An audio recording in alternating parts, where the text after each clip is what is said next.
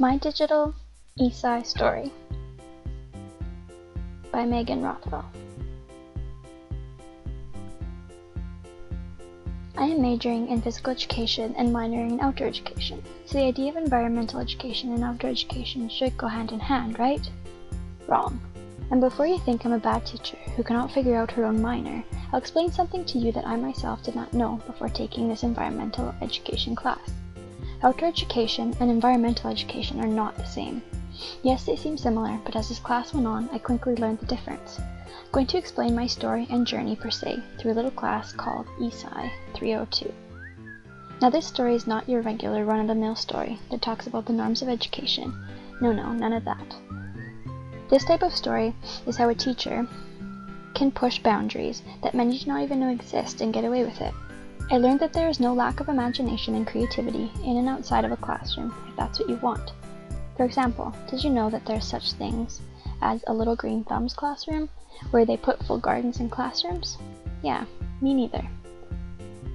We started this class and I assumed it would be easy, and as my first journal explained, what I thought was easy soon turned into a very challenging situation because with everything I had been taught, this was something very new to me. I'm not an artist, so to be asked to draw visual representations of things we learnt in class pushed me, but with everything else in education, I learned to adapt and of course reflect, and before I knew it, I had the hang of it. This challenge forced me to do something though, and for once it was something that I learned and actually tried. In my philosophy and my first few blog posts, I wrote about the importance of environmental education, but I was using that term interchangeably with outdoor education.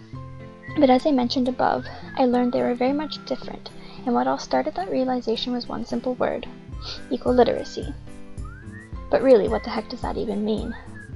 Equal literacy is something different to many people, but here is my fancy definition of it. But don't worry, it's not too overwhelming. Equal literacy is not only a knowledge of the environment and the science of how it works, but it is living your life in an ecological way, understanding and reading the stories that nature shares with you, and in order to help the world be more sustainable. So in order to be a really good environmental educator, you need to not only understand what equal literacy is, you need to be able to live it, but as an educator you need to teach it as well. I am by no means trying to discredit my outdoor education minor, but sometimes outdoor education is just taking learning outside. But this term environmental education is interdisciplinary, cross-curricular, and the students not only learn in the outdoor environment, they learn about it and create eco-literate students that will help our Earth. I learned environmental issues I did not even know about when we were asked to research them, and taught myself and my classmates about the Pacific garbage gyre. So if I can learn something like that, I can't even imagine what I could do to teach my students about a bunch of different things and what they would discover. This class made me more aware of the impact I have on this world. When we started our action learning projects, I was overwhelmed because myself, much like many people, think, why should I even bother? How am I going to make a change because I'm one small person?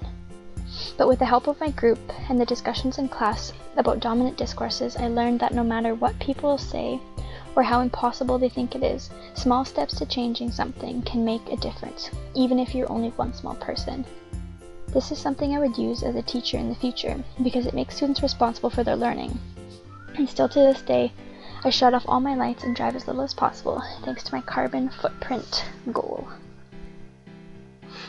Thanks to our love letters, I learned about the power of sustainability and more about equal literacy and environmental educators when I wrote to my sister.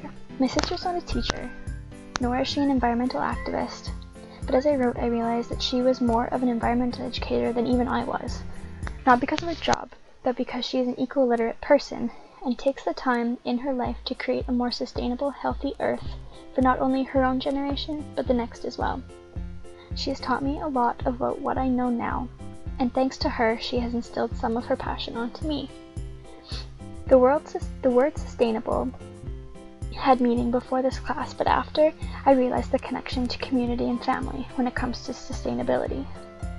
Little Green Thumbs are a way to create not only eco-literate students, but also teach them about sustainability in the classroom. It gives kids a chance to actually grow these plants that can make cleaner air and more sustainable living for food, And if you connect these learnings to the community, the cycle never stops.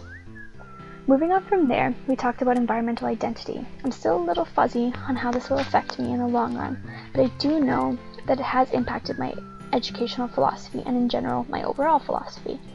Another thing that I never thought I would put into my philosophy was treaty education, but thanks to our unit plan, I learned how to connect treaty education to environmental education using something as simple as the word place. Place has played a huge role in my education, especially in outdoor education, but once I made the connection, it made this class a lot easier to me, and it helped me wrap my head around even the challenging readings, and yes, the Dr. Seuss one as well. But they did challenge me to think about what I was reading and learning. Place was a word that came up a lot in my journaling process and blogging, so I feel like it was one of my overall themes that I talked about. Not only places in my own life, but places in my students' life, and instilling that meaning of place and that reflection that they get by having just our moments of silence. It is thinking outside the box and adding new ideas to teaching. And as a pre-service teacher, I'm excited to implement all I have learned and change and challenge what they consider to be education in the future. I may not differ from norms as much as I hope, but for now I'm jumping the hoops that I have to in order to get the education that I need. But when I have my own classroom, I hope to instill this type of thinking in my students, so they not only understand the importance behind the environment and how things work, but also to appreciate it. These themes and ideas have and will continue to shape my understanding and philosophy of environmental education and my eco-literacy philosophy. This is a process that never ends, and I continue to be challenged but also learn, and I hope that the cycle is never ending, not only with myself, but with my students. Thank you.